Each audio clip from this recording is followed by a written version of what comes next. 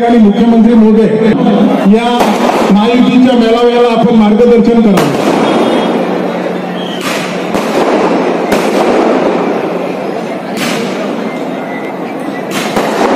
मेळाव्याच्या प्रसंगी ज्यांचं आगमन होत आहे ते महाराष्ट्र राज्याचे सन्माननीय मुख्यमंत्री आदरणीय एकनाथजी शिंदे साहेब,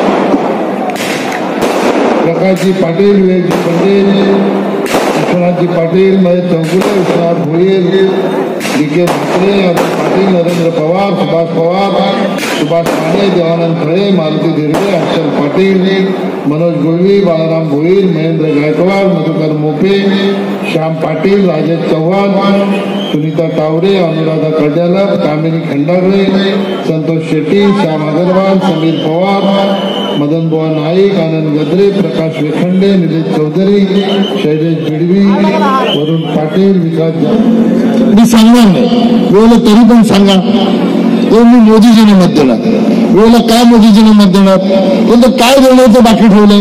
घर मोदीजी देतात, रेशन मोदीजी देतात, गॅस मोदीजी देतात, आरोग्याची सुविधा मोदीजी देतात। मग एवढं सगळं जर मोदीजी देत असतील तर मोदीजीने मत नाही द्यायचं तर कोणाला द्यायचं? आपण सगळ्यांनी टाळा वाजवून स्वागत करा माननीय मुख्यमंत्री एकनाथ शिंदे साहेबांचं।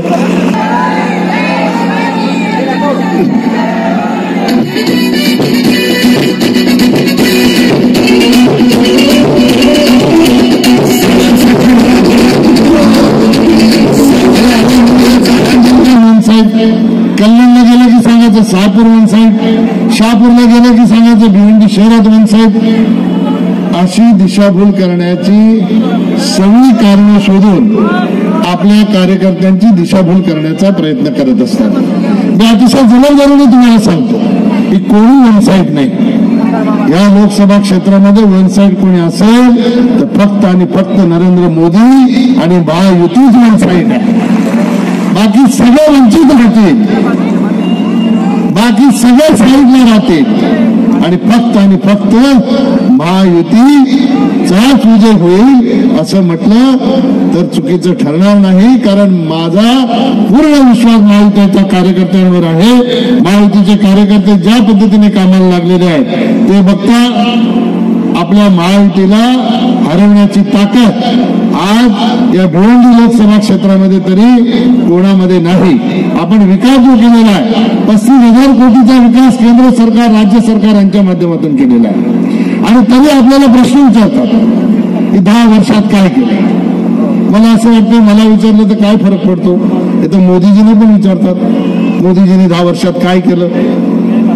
तर मोदीजींनी 10 वर्षात काय केलं हे विचारतात की आमचे खरोखर त्यांना चष्मा बदलला पाहिजे की नाही बदलला पाहिजे।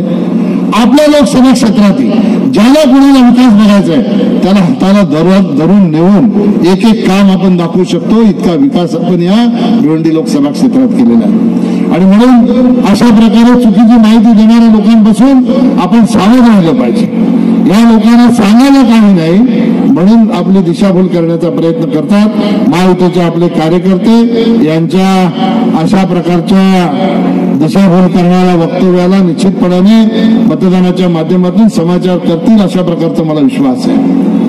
मी आपल्याला फार जास्त न बोलता फक्त एकच विनंती करेन, 5 वर्षात एकदा लोकसभेची निवडणूक, 5 वर्षाचे दिवस 1825 1825 दिवसामध्ये फक्त 1824 दिवस आपण स्वतःसाठी समाजासाठी कुटुंबासाठी जगत असतो। फक्त एक दिवस आपण मी मागतो तुम्हाला एक दिवसाचा 1 तास काढा, कितीही ऊन असू दे कितीही रांग असू दे 100% मतदान करण्यासाठी आपण सगळ्यांनी मतदान कक्षामध्ये सगळ्या मतदारांना नेण्याचं काम केलं पाहिजे। ज्या दिवशी 2047ला मोदीजींनी जी संकल्पना केलेली आहे त्या संकल्पनेला सत्यात आणण्यासाठी आपण सगळ्यांनी योगदान देण्यासाठी भरघोस मतं 20 तारखेला करून कमळासमोरचं बटन दाबून मला पुन्हा एकदा लोकसभेत पाठवावं आणि आपली सेवा करण्याची संधी द्यावी अशा प्रकारची आग्रहाची विनंती करतो आणि थांबतो। जय हिंद, जय भारत, जय महाराष्ट्र। आज की जय भवानी। हिंदुहृदय सम्राट सरसेनापती बाळासाहेब ठाकरे यांचा, धर्मवीर आनंदगे साहेबांचा, आजच्या महायुतीच्या मेळाव्याला उपस्थित सर्व मान्यवर, महायुतीचे सर्व पदाधिकारी आणि 6 वाजल्यापासून या ठिकाणी उपस्थित सर्व मतदार बांधव, भगिनी, मातांनो आणि पत्रकार मित्रांनो, खरं म्हणजे 2 टप्पे झाले. मी महाराष्ट्रामध्ये फिरतोय, सगळीकडे पाहतोय, हे 2 टप्पे झाले. त्याच्यामध्ये मला खात्री आहे, विश्वास आहे की आपली महायुती सगळ्यात आघाडीवर आहे, पुढे आहे. आणि महायुतीचे उमेदवार आपले कपिल पाटील यांची जी आपली अर्ज भरण्याची मिरवणूक होती ती मी पाहिली. त्याही वेळेस मी आपल्याशी संवाद साधला. खरं म्हणजे ती अर्ज भरण्याची रॅली विजयी रॅलीमध्ये रूपांतरित झाली होती. एवढ्या मोठ्या प्रमाणामध्ये लोक त्या ठिकाणी आले होते. कपिल पाटील आता म्हणाले, मला उन्हामध्ये सूर्य आग ओकत होता, परंतु महायुतीचे कार्यकर्ते या निवडणुकीमध्ये आपल्या उमेदवाराला विजय मिळवून द्यायचा यासाठी त्या उन्हाळ्यापेक्षा स्वतः तापले होते आणि म्हणून ते रस्त्यावर उतरले होते. खरं म्हणजे महायुती आज या ठिकाणी सगळीकडे काम करते आहे. नेते आपले सगळीकडे येत आहेत आणि एवढी एकजूट आपण पाहिल्यानंतर भिवंडी लोकसभेमध्ये पुन्हा कमळ फुलल्याशिवाय राहणार नाही. पाटील यांना पुन्हा दिल्लीत पाठवायला तुम्ही सगळेजण सज्ज झालेला आहात हे देखील या ठिकाणी खात्रीपूर्वक सांगतो.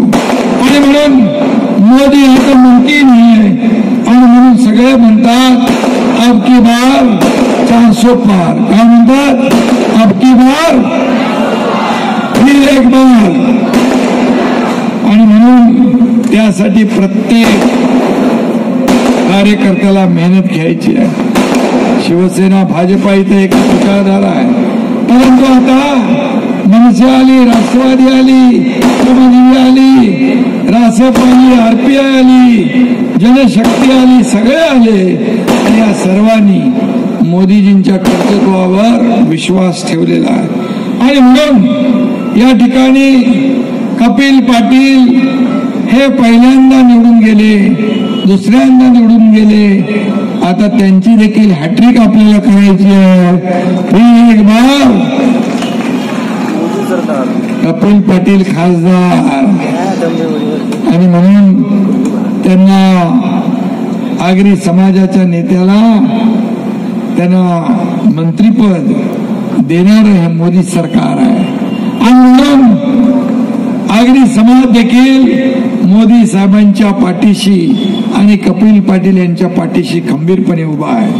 आणि म्हणूनच मोदीजी जसं प्रधानमंत्री पदाची हॅट्रिक करणार तसं पुन्हा एकदा सांगतो, कपिल पाटील पण करणार ना हॅट्रिक. कपिल पाटील यांची देखील हॅट्रिक करायची आहे.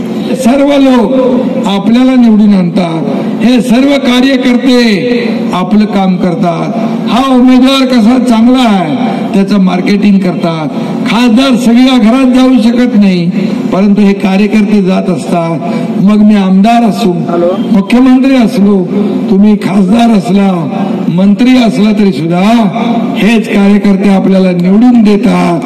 आणि म्हणून या कार्यकर्त्यांना जेव्हा अडचण येते, छोटी मोठी मदत लागते, तेव्हा मात्र आपण त्यांच्या मागे उभं राहिलं पाहिजे. हाच खऱ्या अर्थाने आपल्या कार्यकर्त्यांना सांभाळण्याचा एक भाग आहे.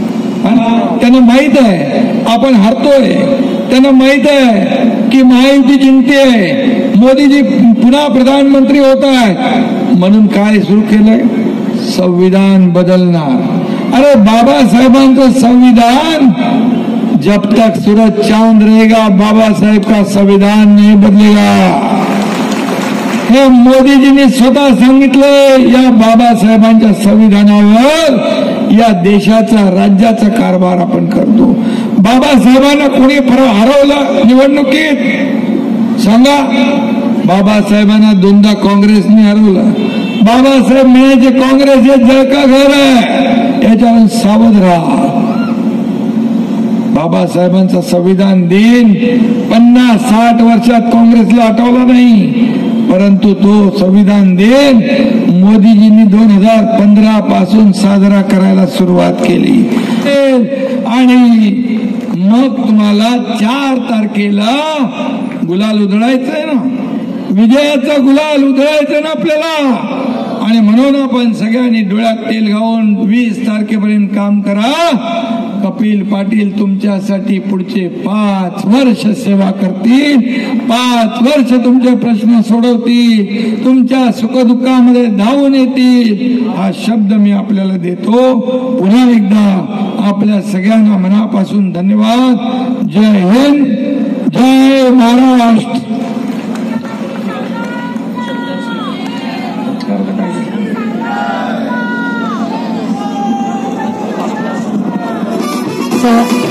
संपूर्ण व्यासपीठामध्ये या सन्मानाने आपल्या लाडक्या मुख्यमंत्री साहेबांचा आपण सन्मान करणार आहोत, तर त्यांनी स्वीकारावा अशी विनंती करते. त्यानंतर आपण प्रवेश घेतो आहोत. ही सभा समाप्त झालेली आहे. सगळ्यांचे आभार व्यक्त करते आणि ही सभा संपली असे जाहीर करते. ठीक 9:58 ही जाहीर सभा संपलेली आहे, समाप्त झाली आहे. सगळ्यांचे मनस्वी आभार. धन्यवाद.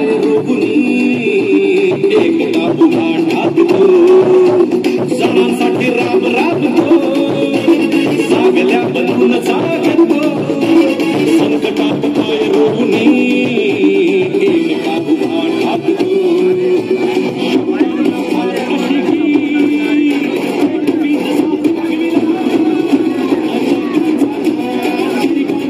फक्त एक सूचना करते. मी बाजूच्या पेंडॉलमध्ये समस्त नगरसेवकांनी उपस्थित राहायचंय. बाजूच्या पेंडॉलमध्ये सगळ्या नगरसेवकांना विनंती, आपण उपस्थित राहायचंय. ही फक्त मी सूचना देते आहे सगळ्यांना. कार्यक्रम इथे संपलेला आहे.